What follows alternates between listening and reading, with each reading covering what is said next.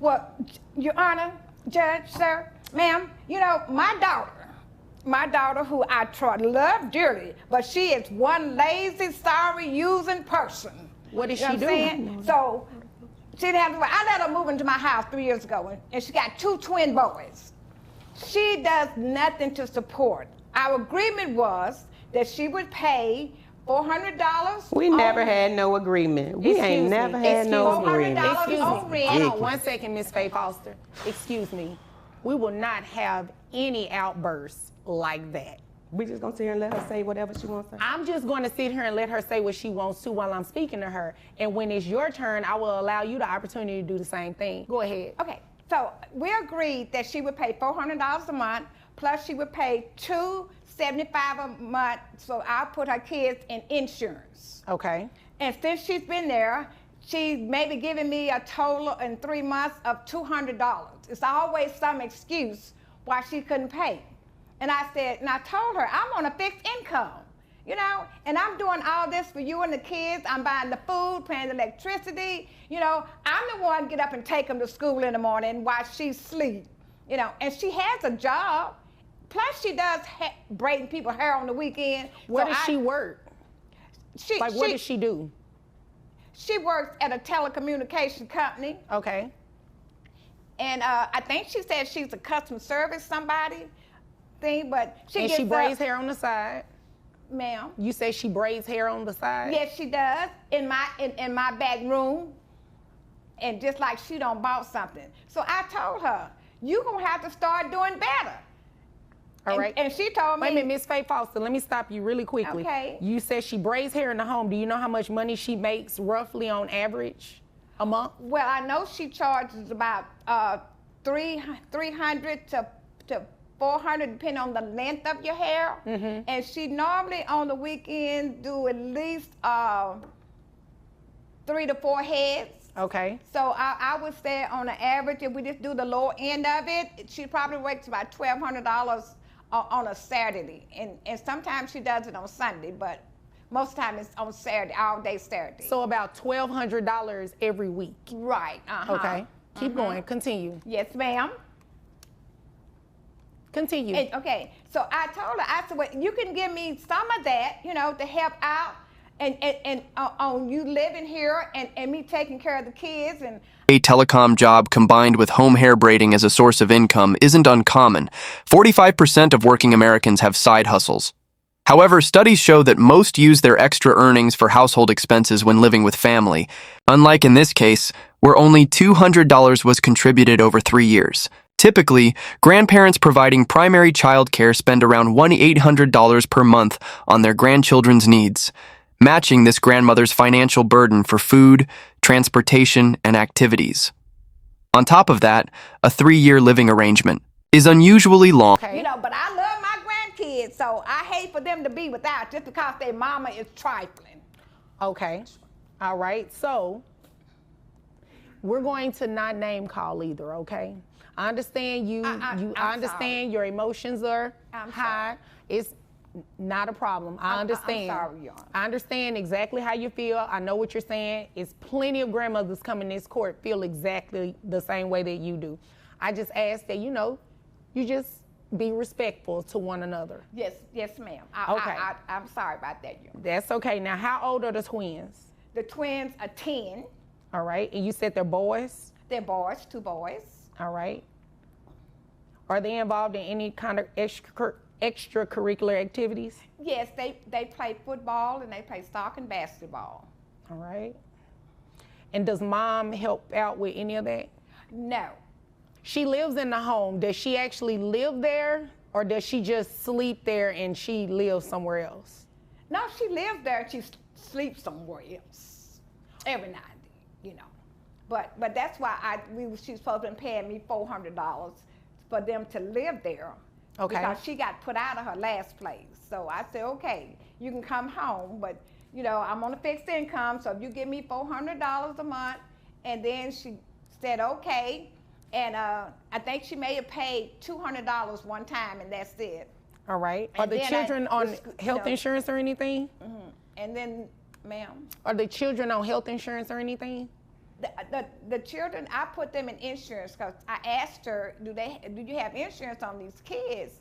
And she said, I can't afford it. So I said, well, they need insurance. They playing sports and stuff, and they get sick, and we don't have out in public. So I got insurance. How much do you pay for the children only? The children only is $275. $275. Okay. All right. Is there anything else you want me to know before I move over to her? I know you, and I just need her to do the right thing. I just need her to do the right thing and hope you can make her do the right thing. Okay. Well, I don't know if I can make her. You know, I can only do what the law allows, right? Yes, ma'am. Well, let me ask you a question about the living arrangements. Yes. You said this was supposed to be temporary? It was supposed to be temporary until she found her a place to stay that they can afford. But it's been 3 years, and I don't think she's looking for any place to stay your own. This grandmother's story highlights how complicated family help can be. In the U.S., 2.7 million grandparents are primary caregivers for their grandchildren, just like her, managing school runs, sports practice, and daily needs while her daughter remains absent. 7 in 10 family housing arrangements fail due to a lack of clear rules from the start. What sets this case apart is how the grandmother went beyond just offering a place to stay, taking on health insurance, meals, and full-time care. Anything else you want me to know before I move over to her? Yes, Your Honor. She, she's always gone.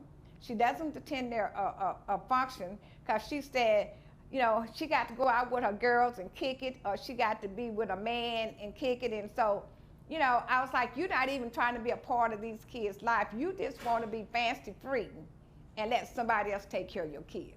So, okay. Okay, so it's just too much. Now, you have the opportunity to let me know what you want me to know respectfully.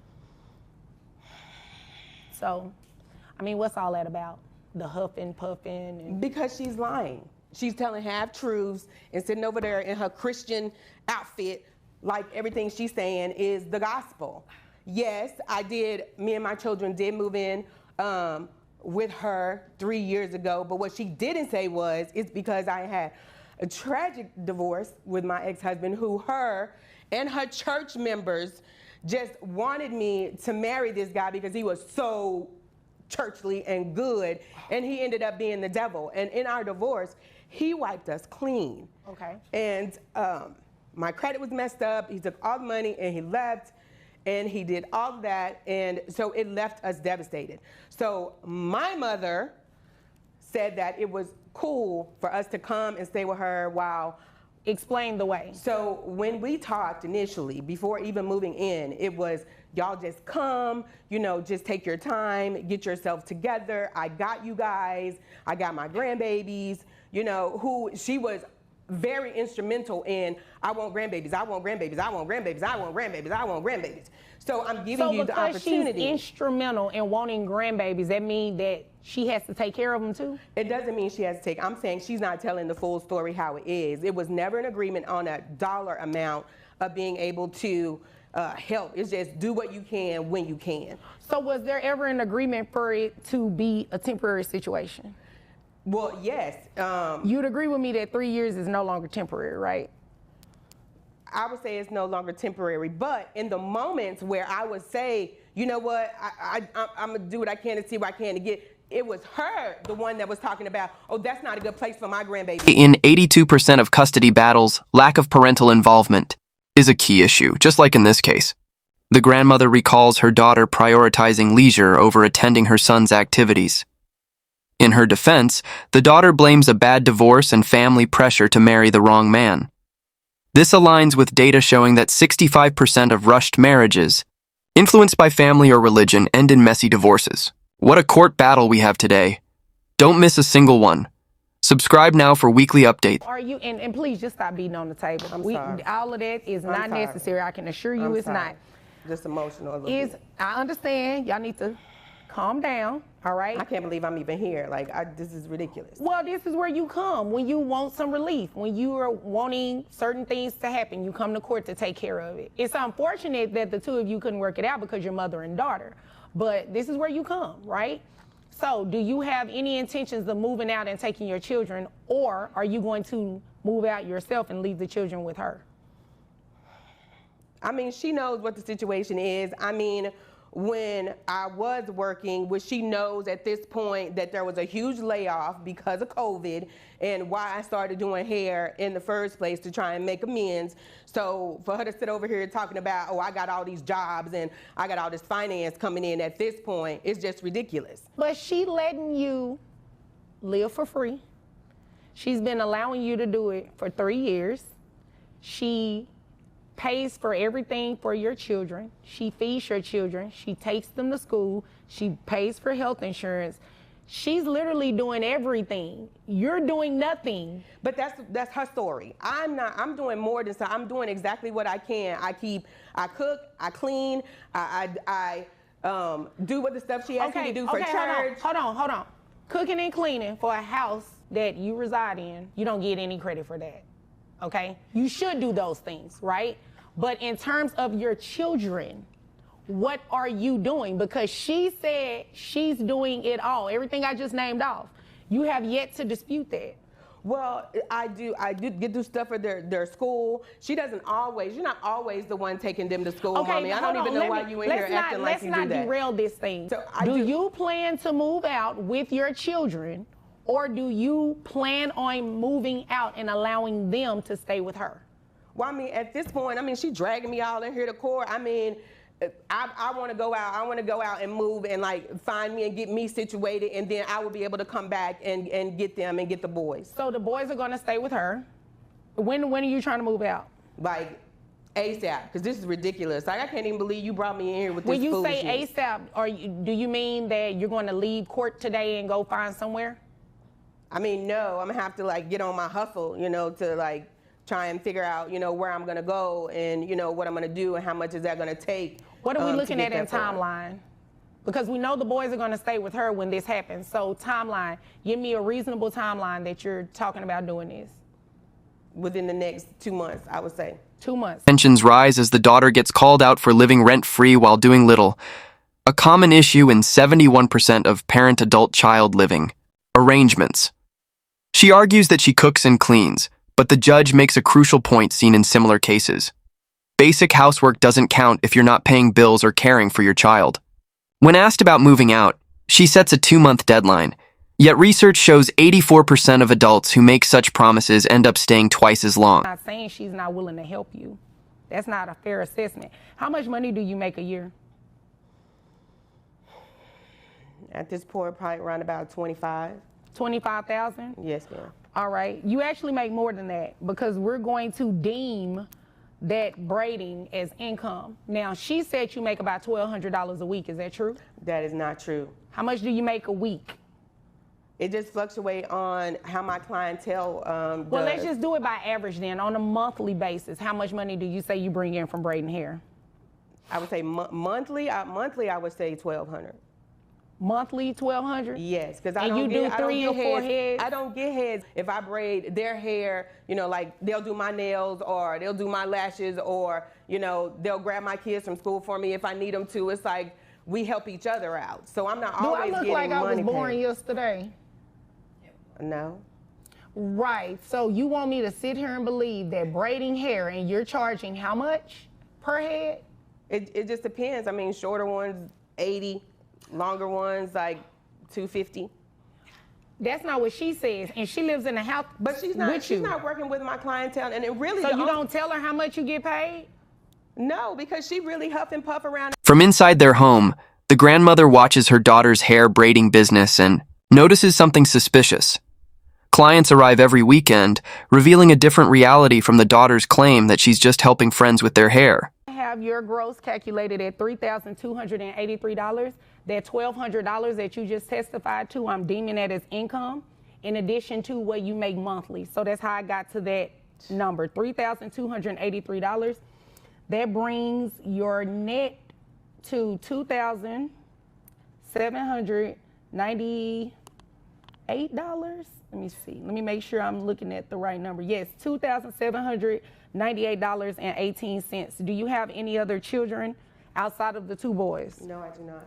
Okay, and you're also gonna pay for health insurance reimbursement to your mom.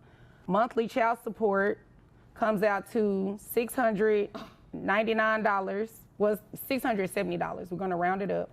Plus, you have to do a reimbursement. Let me just make sure I don't go over the legal amount, because it can't be over 3%. So $2,798.18 times 3%. So your health insurance reimbursement to mom, although you pay $275, according to the law, it can't be, the health insurance amount that she reimburses you cannot be more than 3%. So that caps at about $84. So 670 plus $84 is $754. That's how much you'll pay your mom a month. $700. $754 exactly. Your breakup. That's what No, this is because about. you need to This pay is for what your this is own about. children.